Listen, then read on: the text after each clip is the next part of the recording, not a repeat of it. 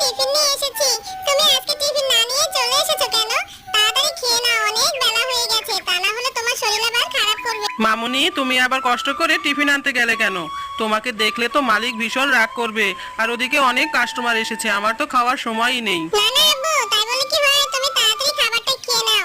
আর তোমাদের দোকানে কত সুন্দর কেক, আমাকে এরকম একটা কেক কিনে দিবে কালকে, ঠিক আছে? আরে কখন থেকে দেখছি তোদের বক বক করতে, ওদিকে কাস্টমাররা ডাকাডাকি করছে। তাড়াতাড়ি আয়, এসে কাজ কর। আর তোর মেয়েকে এখান থেকে চলে যেতে বল। মামুনি, তুমি এখন যাও, আমি পরে খেয়ে নিব। দেখো না মালিক চিল্লাচিল্লি করছে, তাড়াতাড়ি যাও, ঠিক আছে? আর সাবধানে যেও। আমি কালকে তোমার জন্য কেক নিয়ে আসবো, এখন যাও। ঠিক আছে আব্বু, আমি বাসায় চলে যাচ্ছি। তুমি কিন্তু মনে করে টিফিনটা খেয়ে নিও। আল্লাহ হাফেজ। কিরে, কাজ ফেলে রেখে এখানে কি চাই? কিছু বলবি নাকি? আর যা বলবি তাড়াতাড়ি বলে এখান থেকে বিদায় হ।